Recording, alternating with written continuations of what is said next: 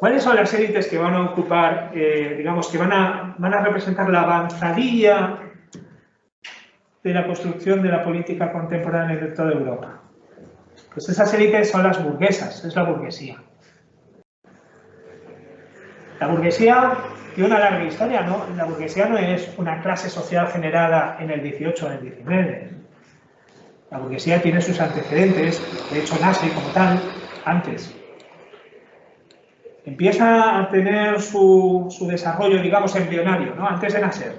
El desarrollo embrionario del burgués, digamos, la gestación, ¿no?, del burgués como nuevo tipo social, se empieza a producir en Europa en el siglo, vamos, como fecha así representativa, siglo XII. ¿Por qué en el siglo XII empiezan a producirse cambios en toda Europa? Pues que son muy importantes, pero que aquí evidentemente pues, no nos interesan. Cambios culturales, cambios intelectuales, cambios espirituales, cambios también políticos. Por ejemplo, renacen las ciudades en toda Europa. Durante siglos, lo que había sido el núcleo de la civilización en Occidente, que era la ciudad, en Grecia o en Roma, durante siglos la ciudad ha quedado en letargo. Y el protagonismo lo recibió durante el medievo el campo. El medievo instaura sobre todo un sistema feudal, la corrupción del propio bajo imperio en Roma, ¿verdad? Pues al desaparecer el imperio, las ciudades pierden protagonismo y el protagonismo, en cambio, cae sobre el campo, estructuras de propiedad privada, estructuras agrícolas, estructuras productivas, en este campo, en este caso, de carácter rural, de carácter agrario. Y las ciudades, pues muchas se deshabitan, otras caen en letargo, o se adormece su protagonismo económico. La economía depende del campo, no ya del comercio, no ya de la ciudad, no ya. Y también su protagonismo cultural, ¿no? Las élites en la Edad Media eran los frailes, los monjes en los monasterios, ¿no? Los monjes benedictinos, fundamentalmente a partir del siglo VI, ¿no? Está en el campo. Bueno, pues a partir del siglo XII, las estructuras urbanas se despiertan del letargo, empiezan a recuperar cada vez más protagonismo económico, las ferias, ¿no? Ahora tenemos feria medieval, ¿no? Entonces vamos a la feria medieval y nos encontramos, en fin, todo tipo de personajes traídos del pasado, o tal y como nos los imaginamos, ¿no?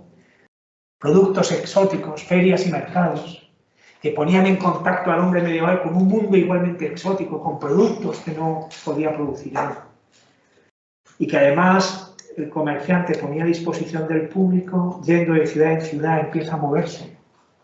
Y además necesitaba adquirir esos productos con un dinero que él mismo no tenía, porque si todavía no los he vendido no los puedo comprar. Así que pido prestado. Y al pedir prestado se genera una nueva realidad, la del crédito, y un nuevo problema. ¿Cuánto me devuelves cuando yo te doy? ¿Me devuelves más o me devuelves lo mismo que te doy? El interés, préstamo con interés. Aparece la banca y ciertas prácticas bancarias. Bueno, esto Europa, siglo XII. Y un nuevo tipo social, ya no es el aristócrata, ya no es el clérigo, y ya no es simplemente el campesino. Hay un nuevo tipo, un nuevo elemento, nace, el burgués. En el contexto de las ciudades, sobre todo de la Europa del XIV, se desarrolla un nuevo tipo social que es el burgués. Un tipo social que tiene su propia fisonomía, nace ya, cuando nace tiene su propio cuerpo. Y además, como pasa con los niños cuando nacen, hombre, te puedes recordar a su padre, ¿no? Ay, tiene los ojitos de papá, tiene las orejas de mamá, o tiene la mala uva de su padre, o te puedes recordar un poco, pero es un sujeto autónomo y cada vez más autónomo, cada vez más independiente. Y con el burgués sucede lo mismo, nos recuerda a grupos sociales que estaban antes que él, pero ya con un espíritu completamente distinto. Incluso con una serie de principios morales, principios e intereses distintos a los previos, a los de las élites eclesiásticas y aristocráticas del mundo anterior.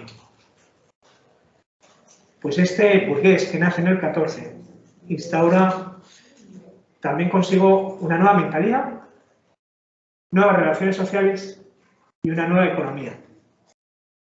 Nace entonces el que llamamos capitalismo comercial. Nace el capitalismo comercial. Esto es la Europa del 14, la del 15, la del 16. En el 18, este capitalismo comercial pone las bases del capitalismo industrial. Y ya veremos eso que genera. Porque del mismo modo que el burgués nace de las clases anteriores, aristócratas, campesinos, clérigos, también el burgués, cuando llega a la madurez, engendra, como cualquiera de nosotros. Al principio no tienes mucha autonomía respecto de tus padres, luego ya empiezas a poner autonomía, te vas de casa, te emancipas, te casas y tienes hijos. Y el burgués también engendra un nuevo tipo que luego, sin embargo, se le va a oponer en el desarrollo del capitalismo industrial el proletariado. El obrero, el proletario, es un hijo mal encarado del burgués. ¿Vale?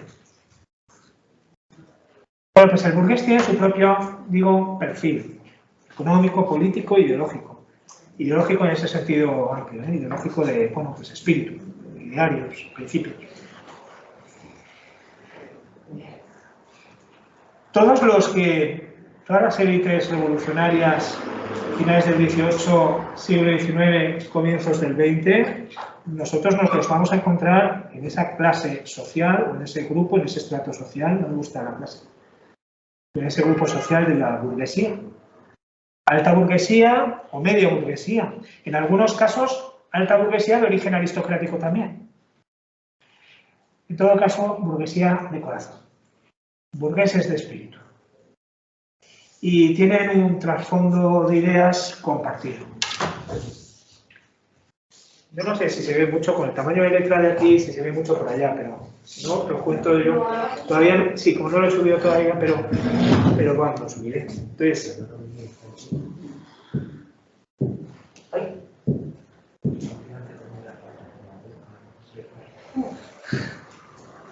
bueno, pues no me deja dibujar aquí, pues nada. ¿Cuáles son las características que tiene en este caso ese espíritu burgués? Bueno, hay ciertos rasgos que nos interesan especialmente.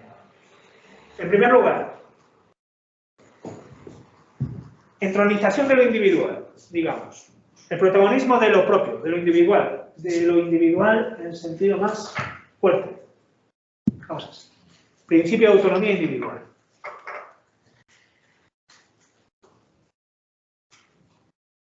En la época de la Ilustración ocupa el centro un sujeto que se declara ya completamente autónomo, que es ley para sí. Un individuo capaz de autojustificarse en su vida, en su existencia, con un espíritu crítico y una voluntad libre. Libertad y espíritu crítico dan forma a la autonomía del sujeto. Un sujeto, por lo tanto, que se declara autónomo y, por lo tanto, no dependiente. Frente a la autonomía tendríamos la heteronomía. Nomos se suele traducir por ley. De tal manera que uno no obedece ya a las leyes heterónomas, a las leyes de otros, sino que se obedece a sí mismo, a su propio criterio. Él mismo es su ley. Sujeto autónomo. Pero nadie conquista su autonomía así como así. La autonomía hay que conquistarla a través, ya digo, de un espíritu crítico y del ejercicio de la propia libertad. Una libertad bien fundada. ¿Vale? Un texto de Carlos Marx, pobrecito mío, no. Un texto de Immanuel Kant es clásico a este respecto. Tiene un pequeño opúsculo, un tratadito, sobre qué es la Ilustración. Kant es prusiano, digamos alemán si queremos, no lo es, pero prusiano, y no es francés. El espíritu ilustrado alemán es distinto, tiene perfiles diferentes a la Ilustración francesa. Pero en todo caso, sí que encontramos en esta formulación de Kant como la quinta esencia de la preocupación del ilustrado. La ilustración, ¿qué es? Dice Kant, es la salida del hombre de su estado de, quedaos con esto, minoría de edad. El hombre ilustrado deja de ser menor de edad, que debe imputarse a sí mismo. Minoría de edad es la incapacidad de valerse del propio intelecto, sin la guía de otro. Por eso el niño pregunta, a obtener respuestas. Papá, ¿esto qué es? ¿O qué significa esta palabra? ¿O aquello otro para qué sirve? ¿O qué pasa después de...? Minoría de edad es la incapacidad de valerse del propio intelecto sin la guía de otro. Imputable a sí mismo es esta minoría. Sí, la causa de ella no depende del defecto de inteligencia, sino de la falta de decisión y valentía para hacer uso de la propia inteligencia sin ser guiados. Y lo que dice Kant es muy simple. La minoría de edad es no ejercer la propia inteligencia para descubrir las cosas por uno mismo. A veces, dice, no es imputable a uno mismo. ¿Por qué? Pues porque uno no tiene inteligencia suficiente. Si tú quieres seguir siendo menor de edad por los restos, simplemente porque no tienes capacidad, juicio crítico, pues entonces no es tu problema, ¿no? Es un defecto, bien. Pero sucede que muchos, pudiendo ejercer el intelecto crítico, el juicio crítico, no lo hacen. A veces por pereza. O a veces por miedo. Y se declaran así súbditos, esclavos de las interpretaciones de otros. Por lo tanto, eso sí que es imputable. Tú eres responsable de tu minoría de edad.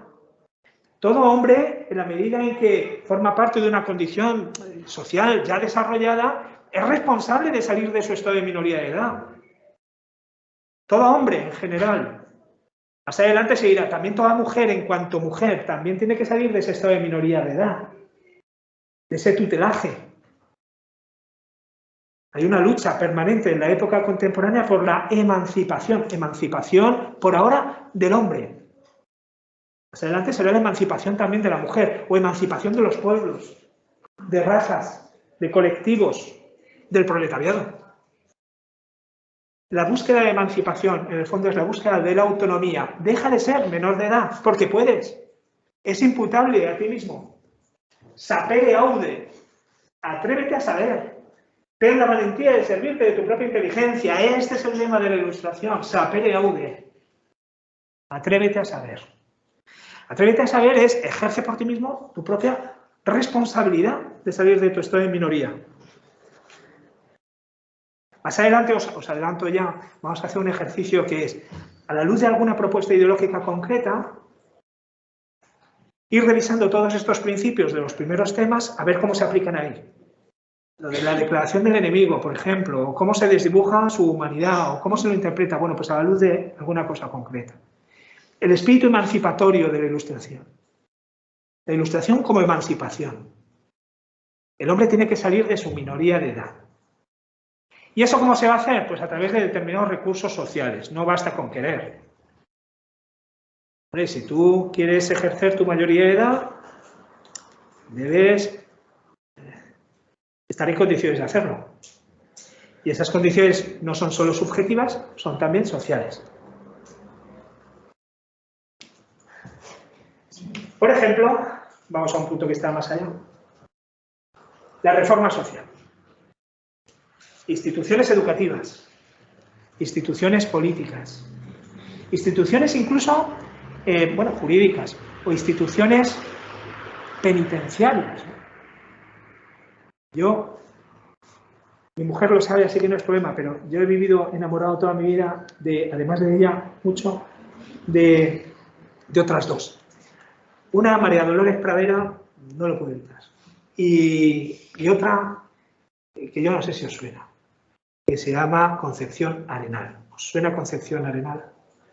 Concepción Arenal, además de paisana mía, porque es de La Coruña, Concepción Arenal fue la gran reformadora del sistema penitenciario, del sistema de cárceles, aquí en España, y otras muchas cosas, porque se dedicaba sobre todo a cuestiones sociales. Ella tuvo que acceder a los estudios de Derecho, así como camuflada, vestida de hombre, para no llamar mucho la atención en la universidad, cuando todavía la mujer no tenía una presencia muy destacada. El otro día veía yo unas orlas de la Facultad de Derecho de los años 20 y 30 aquí en la Universidad de Valencia, y alguna mujer había, ¿sí? Desamparados, bien, alguna mujer. Pero vamos, te encuentras 2 cada no sé cuántos, ¿no? A finales del siglo XIX, pues os podéis imaginar, ¿no? Además, no eran estudios oficiales, ella no podía recibir ningún título. Ella era como alumna libre, no podía. Simplemente como escuchante de las cátedras, de las lecciones de los catedráticos. Bueno, pues Concepción Arenal fue la gran reformadora de las instituciones penitenciarias aquí en España. Ella fue inspectora de cárceles. Se creó para ella esa figura de inspección de cárceles, de mujeres, claro, era mujer. Ideó todo un sistema de qué tenemos que hacer con el criminal. Frente a la política de venganza del sistema penitenciario español previo, la política reeducativa del sistema penal. Si metemos en la cárcel a un tipo, es para que pueda salir de la cárcel rehabilitado socialmente. Necesita ser reeducado. En ese sentido, se presume que si uno ha cometido un crimen, es de un modo un poco socrático. Si uno ha cometido un crimen, ha sido sin querer. Si uno es un criminal, en el fondo es porque no sabe lo que es bueno. A veces, como no sabe lo que es bueno, a ti te pide el cuerpo, pues vas a saber lo que es bueno, te voy a machacar. Pero no ese es el sistema, no, que aprenda lo que es bueno. Y por lo tanto, todo el sistema penal y todo el sistema penitenciario tiene que ir en la dirección de reeducarlo. Esto es un principio ilustrado. Reeducación. Reforma social que haga posible la instauración de ese principio de autonomía individual, que cada uno sea su propia ley, su propia norma, ¿no? Otros mecanismos, racionalismo limitado. El racionalismo tiene su propia trayectoria histórica. Bueno, el racionalismo, criticismo, espíritu crítico, juicio propio. Otro de los rasgos que instaura el burgués y que trae consigo y va a quedar ahí en el propio ADN de la Ilustración, va a ser el materialismo en general como modo de conocer o modo de considerar la realidad externa. Materialismo en el sentido de que la realidad responde a estructuras materiales de carácter además mecánico. Y como son reglas mecánicas las que rigen en la realidad material, las podemos conocer, podemos incluso predecir el desarrollo futuro de las cosas, ¿vale? Es decir, el conocimiento de la mecánica del mundo nos da un dominio sobre el mundo, nos da un control sobre el mundo. Y este conocimiento mecánico, sobre todo, tiene un nombre propio detrás, ¿no? Que es Isaac Newton, ¿no? Newton va a ser la gran figura que nos ofrezca como la perspectiva de interpretación de la realidad. Toda la realidad es materia mecánicamente organizada. No, más adelante, un hijo de Saint-Simon, hijo espiritual, quiero decir, fue su secretario personal.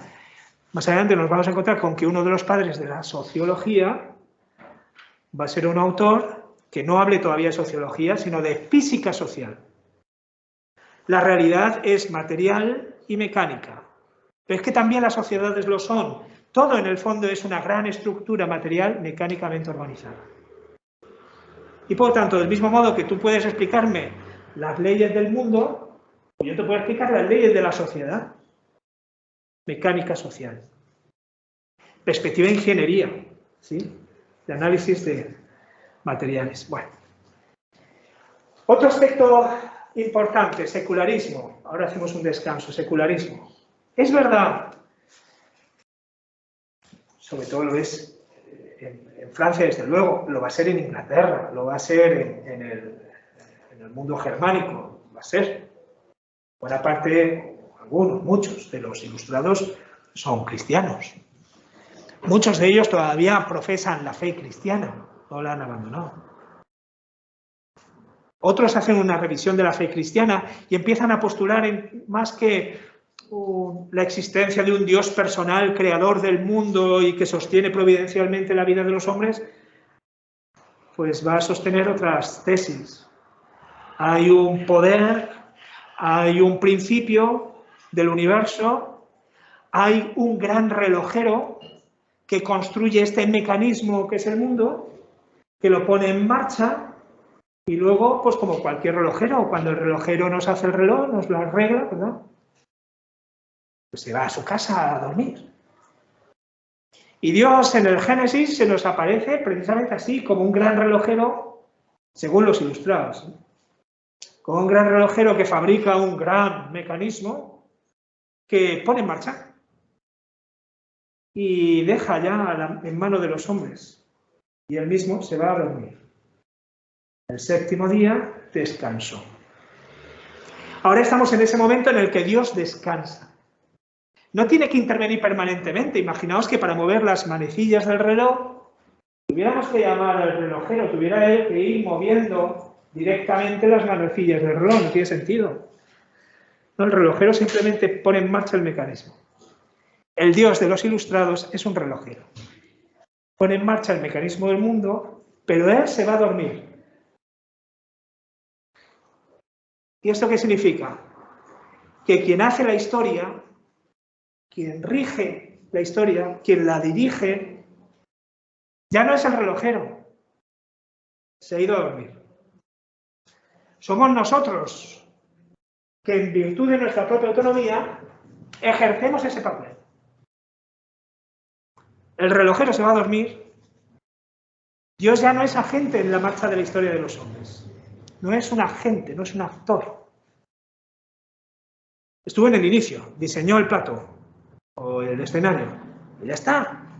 Ahora nosotros somos los actores en la marcha de los hombres, de la historia de los hombres. ¿Eh? Y esos actores, ojo, recuperamos una idea de antes, no es cada individuo, ¿no? Son grupos sociales, son colectivos. ¿Vale? ¿Y quién va a construir la historia? Alemania. ¿O quién va a ser el agente histórico? El proletariado. No es una causa externa a la historia, sino un cuerpo que pertenece a ella. ¿Vale? Sentido reformista. Sentido reformista de todas las instituciones bajo esa lógica de que el hombre asuma su autonomía y su independencia, su principio de emancipación, lo que veíamos antes, su espíritu crítico, su sentido reformista de sus acciones. Y un nuevo concepto, el concepto de libertad. Una libertad entendida negativamente. Nosotros podemos hablar de libertad en dos sentidos, se suele distinguir, ¿no? Se puede hablar de libertad positiva o libertad negativa. La positiva también se puede llamar libertad para, y la negativa libertad de. Tener libertad para, libertad positiva, significa ejercer esa libertad hacia aquellos fines que uno mismo se propone. Oye, yo tengo libertad para comer o no comer. ¿Sí? Y por lo tanto yo me propongo un determinado fin y este fin no me viene dado instintivamente. Yo tengo libertad para inclinarme hacia ello, buscar los recursos, los medios necesarios. Pero claro, yo puedo decidir comer porque me apetece comer, porque quiero comer o no comer. Imagínate que lo que no quiero es no comer. Tengo libertad para tomar esa decisión. Y sin embargo alguien me lo impide. E incluso me droga para evitar que yo deje de comer. Entonces yo tengo libertad para comer, pero no tengo libertad, en sentido estricto, que me permita hacer eso que deseo. ¿Por qué? Porque estoy en manos de otro. No tengo libertad de. No puedo en este sentido hacer lo que yo quiero porque hay un obstáculo que me priva esa libertad. Me impide. No me veo libre de los obstáculos que me permitirían ejercer lo que yo deseo o, por el contrario, me lo están impidiendo, ¿no? ¿Se ve más o menos? Libertad de rémoras, libertad de obstáculos, libertad de lazos que oprimen, libertad de todas aquellas dependencias que anulan o que merman, que están restando mi propia libertad, ¿no? Bueno, pues la libertad de la que van a hablar los ilustrados va a ser la segunda, libertad de, es decir, suprimir lo más posible institucionalmente, ¿verdad? Lo más posible los obstáculos para el ejercicio de la libertad. No se trata de estimular la responsabilidad, libertad para. No se trata de estimular un juicio crítico sobre qué es deseable, qué no es deseable, qué debe buscarse, qué no. Eso es Sócrates, eso es Platón, eso es la filosofía clásica. No. No es libertad para. Es libertad de remover los obstáculos que impiden que yo ejerza mi propia libertad. Y en el orden político, pues esto es fundamental. Y el desarrollo del liberalismo va a ir en esa dirección, remover obstáculos. Un obstáculo es la ignorancia. Y por lo tanto, ¿qué hay que hacer? Crear escuelas y reestructurar pedagógicamente esas escuelas y formar los maestros. Es la época de las escuelas normales, es la época de la formación de los maestros, es la época en la que se nacionaliza la escolaridad. Se crean escuelas para los niños, se les obliga además, sí, hay que liberarles. Libertad de. Liberarles de su ignorancia. O desde el punto de vista jurídico, libertad de prensa, libertad de expresión, libertad de conciencia, libertad de comercio. Son unos grandes problemas también. Oye, cuando entra un producto extranjero, ¿le cobro o no le cobro aranceles? No, libertad de comercio, libertad comercial. Remover obstáculos, ¿no? Y una orientación. Y hacemos ya el descanso. Liberar a los hombres de los obstáculos que impiden el desarrollo al máximo de su propia autonomía es una condición necesaria para el avance social. Las sociedades no avanzan más que removiendo esos obstáculos que impiden el ejercicio de la autonomía individual. El desarrollo de la industria, el desarrollo del derecho, en clave también proteccionista, el desarrollo del comercio, el desarrollo de la educación, de todos, en el fondo, va en una misma dirección. El avance social, el progreso. Y en la ilustración, así como se va nublando la religión, ¿no? De la que proceden los intelectuales en su mayoría, muchos católicos, otros protestantes. Bueno, la religión tradicional se nubla y va cobrando cada vez más forma, más fuerza, una nueva religión, una nueva fe, que es la fe en el progreso. Remover los obstáculos que impiden el ejercicio de la propia autonomía y que mantienen al hombre todavía sometido a control y poderes de otros es una condición necesaria para el progreso. Las escuelas cumplen esa función, liberar a los niños de su ignorancia. La prensa cumple esa función, liberar a los hombres de su ignorancia. Y estimular así su compromiso. Y al liberarlos, ¿qué hacemos? Les hacemos libres. Y por lo tanto autónomos. Pueden decidir, y de espíritu crítico. ¿Sí? La conciencia además de que esto no solamente nos permite avanzar hoy, progresando, sino que el progreso es la gran meta de la historia. Todo se orienta hacia una progresión ilimitada, hacia un progreso sin límites. Lo veremos después, ¿vale? Vamos a pasar antes por un escenario geográfico, pero al final volveremos sobre esta idea de progreso, porque es, ya digo, como el credo del ilustrado, vamos a entendernos, ¿vale? Más o menos.